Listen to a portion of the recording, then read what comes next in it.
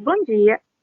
Nós temos o grupo 7, composto por Ana Caroline, Cindy Freire, Cláudia Bucá, Laís Carvalho e Laura Said. A gente vai apresentar o artigo científico intitulado Transtornos de ansiedade como causa de afastamentos laborais.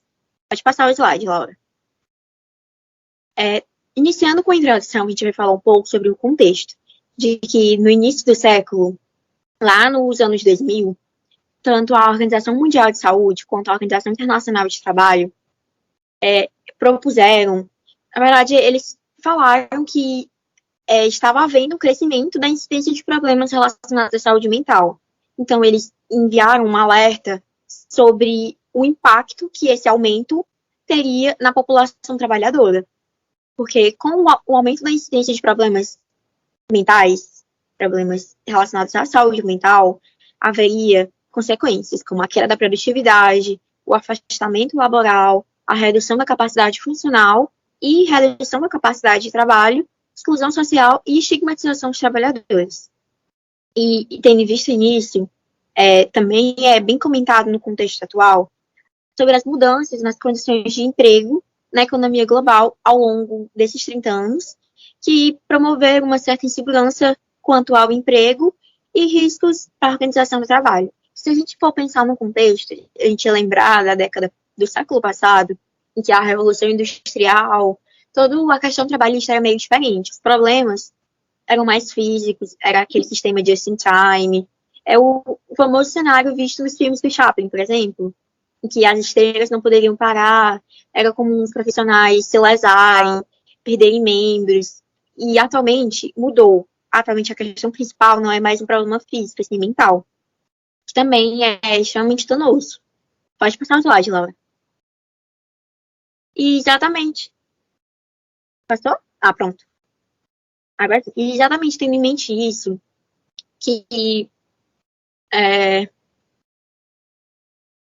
eles criaram uma definição de TMC, que são os transtornos mentais e comportamentais, que são os principais problemas da questão trabalhista atual. E o artigo fala que estima-se que 10% dos adultos manifestem essa TMC e que 25% da população mundial vai manifestar pelo menos um transtorno mental ao longo da vida.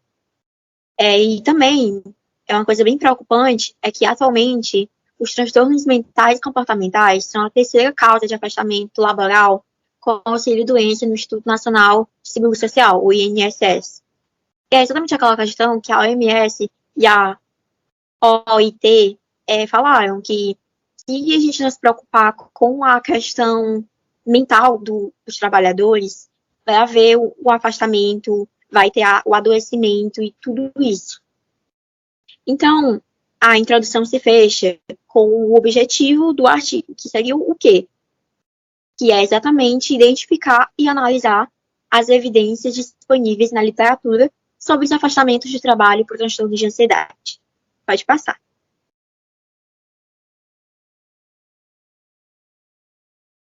Oi, eu vou agora falar um pouco sobre a parte dos métodos. E é importante a gente falar que esse artigo ele vai justamente se tratar de uma revisão integrativa da literatura, com a finalidade de reunir, sintetizar, sistematizar e ordenar os resultados de pesquisa sobre justamente os transtornos de ansiedade como causa de afastamento laboral. E para operacionalizar essa revisão, foram realizadas as seguintes etapas: o desenvolvimento da questão norteadora, a busca dos estudos primários nas bases de dados, a avaliação dos estudos selecionados, também a extração de dados dos estudos, a análise e a síntese dos resultados e a apresentação da revisão. Tudo isso sobre o julgo da questão norteadora, que era quais as evidências disponíveis na literatura científica sobre afastamentos laborais por transtornos de ansiedade. A coleta de dados ela foi realizada em junho de 2016 e, como mostra aqui na figura 1, o processo de seleção dos artigos, né?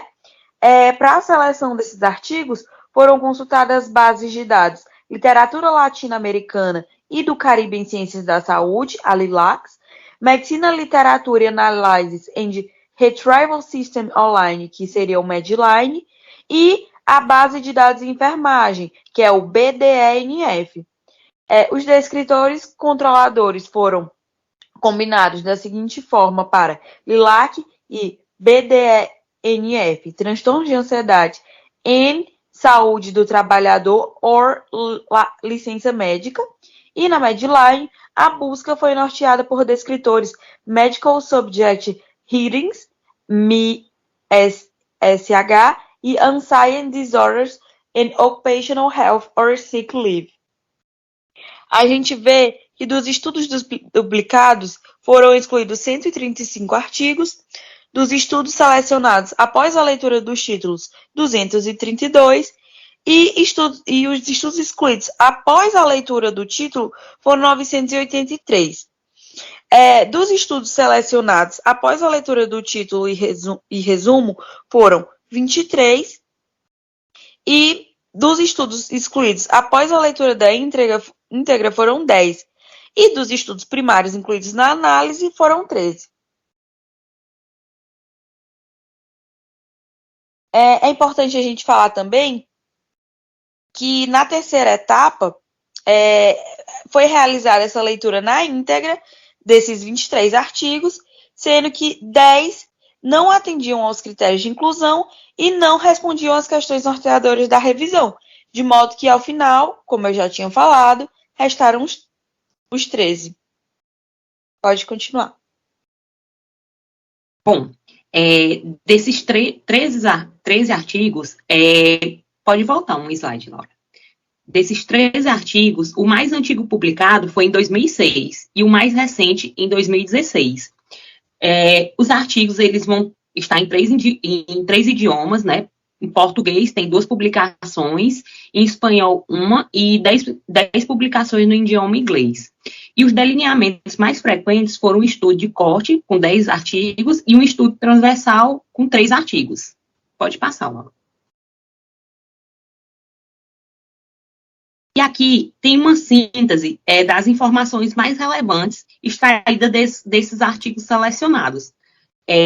Por exemplo, esse primeiro artigo foi um estudo, né, de corte com 188 funcionários que estavam em licença por transtornos mentais. E aí eles observaram o quê? Que o tempo de retorno era maior quando havia uma idade superior a 50 anos, quando existia uma ausência maior que 3 meses, um menor nível educacional e um diagnóstico de transtorno de ansiedade. Já nesse segundo artigo, o número de pessoas com transtornos mentais e que recebem pensões por invalidez, eles constataram que estavam cada vez maior. E o que chamou a atenção era que o grupo mais acometido eram os jovens. Aí, no terceiro artigo, eles chegaram à conclusão que a ansiedade e a depressão, eles são prevalentes entre os funcionários e estão muito associados com a funcionalidade. E aí, isso é em decorrência de quê? Das altas exigências de trabalho, um baixo apoio social, a insegurança no emprego, que tudo isso vai repercutir na saúde mental dos seus funcionários. E esse último aqui, que foi, inclusive, um dos brasileiros, ele chegou à conclusão que os transtornos depressivos, leves e moderados, e os transtornos de humor, assim como de ansiedade, foram os diagnósticos mais frequentes que eles fizeram essa análise pelas perícias do INSS. Então, eles observaram que esses 3 eram os diagnósticos mais frequentes dessas pessoas que iam buscar esse auxílio no INSS. Pode passar. Aí, dando continuidade aqui, esse outro artigo, ele mostra o quê? Que a depressão, o transtorno de ansiedade, estão associados com maior duração da licença por doença, e que fatores como o sexo feminino, a função exercida no trabalho e o risco psicossocial está associado à duração que essa licença médica vai ter nessa licença médica. Aí, esse segundo, que foi um artigo, né, espanhol, um estudo espanhol, eles falaram a respeito da duração média da incapacidade temporal, que é em torno de 83 dias desse afastamento. E eles observaram também que, frequentemente, são pessoas com idades superiores a 35 anos, um menor nível de estudo, que também já foi apresentado no artigo passado, e também que apresenta alguma comorbidade. Aí, esse terceiro artigo, ele fala do transtorno de ansiedade, né, que ele é o diagnóstico psiquiátrico mais comum nos Estados Unidos, e que está associada a elevadas taxas de desemprego, os períodos de afastamento do trabalho, diminuição do bem-estar e uma maior dependência da assistência pública, né? Aí o quarto artigo, ele fala das demandas psicológicas e a baixa recompensa no trabalho, demandas emocionais e a insegurança no emprego são predativos, né, para o aumento da ansiedade. Então, ela influencia diretamente na saúde mental dos trabalhadores. E, por último, esse segundo estudo, que também foi brasileiro, que eles pegaram uma amostra de docentes, né, do sexo feminino, e entre 40 e 49 anos, e observaram, né, que tinha uma grande prevalência do transtorno de ansiedade como uma das principais causas de afastamento do trabalho. Pode passar.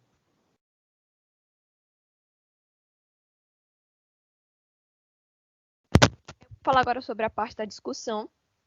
E ele inicia retomando os resultados. Aí ele fala que essa revisão de literatura, as evidências disponíveis, mostram que as informações sobre os afastamentos laborais por transtorno de ansiedade são relativamente recentes, visto que o antigo mais recente que foi selecionado é de 2006. E também que a maioria desses artigos são internacionais, o que pode indicar uma possível escassez de estudos nacionais sobre essa temática. Aí, sobre os transtornos de ansiedade, ele fala que eles interferem significativamente na vida do trabalhador e daqueles com que ele vive, comprometendo suas atividades, os relacionamentos sociais e todas as esferas da vida. Além desse tipo de transtorno ter baixo índice de remissão espontânea, tendendo a se cronificar se não for tratado, eles são incapacitantes e seus sintomas eles são preditores do desemprego nos anos seguintes. E se soma a essa ansiedade o fato da saúde do trabalhador ela ser constantemente negligenciada, tanto pelo empregador quanto pelo próprio profissional, que evita o afastamento para não ter uma perda salarial, além de ter um sentimento de não poder adoecer. E com isso, muitas vezes, a sobrecarga do trabalho ela passa despercebida ou são ignoradas pelos próprios trabalhadores. Aí ele menciona também vários estudos que foram feitos, por exemplo, esse estudo prospectivo na Holanda, que analisou as atividades desempenhadas pelos funcionários e teve como resultado que altas exigências do trabalho, baixo apoio social e insegurança no emprego aumentam significativamente o risco de ansiedade e depressão subsequentes, além de que, quanto mais frequente a exposição a esses fatores, maiores vão ser as chances do trabalhador de ter algum tipo de transtorno de ansiedade e, por consequência, se afastar do trabalho. Teve também um estudo francês que avaliou as condições e o ambiente do trabalho que predispunham ao adoecimento mental por ansiedade. E, como resultado, a baixa recompensa salarial, os conflitos interprofissionais, as tensões com o público para o qual prestavam atendimento e o desequilíbrio entre trabalho e lazer estavam inclusas nessas condições. E também duas análises, tanto na Polônia quanto na Alemanha, que usaram dados sobre as licenças por doenças em trabalhadores. E, como resultado, a ansiedade e a depressão são os distúrbios psiquiátricos mais comuns e as principais causas do aumento da quantidade de licença por doença na maioria dos países desenvolvidos.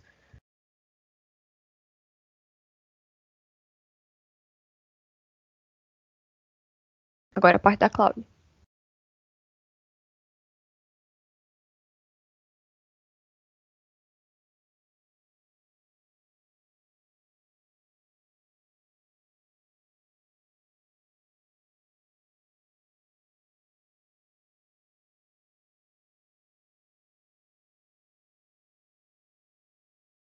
Em um estudo de coorte realizado na Finlândia, com 188 funcionários, dentre os quais 102 eram professores com licença por doença com transtornos mentais comuns, como ansiedade e depressão, foram acompanhados por um ano e nesse estudo foi observado que quem mais passava tempo afastado do trabalho eram aqueles com idade superior a 50 anos, com menor nível educacional e com diagnóstico de transtorno de ansiedade, sendo que esse grupo tinha a expectativa de ausência no trabalho superior a 3 meses.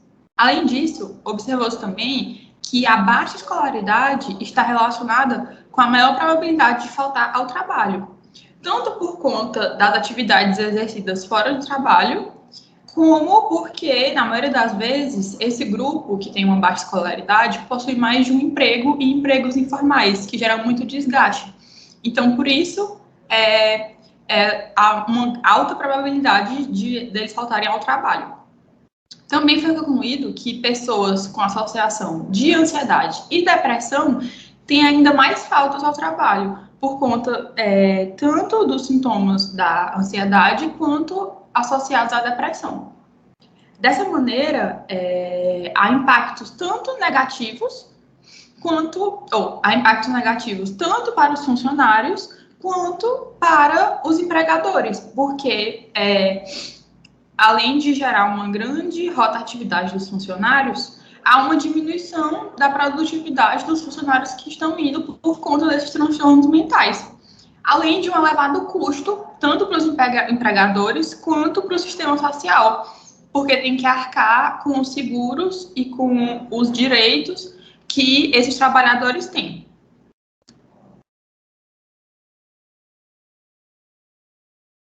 Por fim, na conclusão do artigo,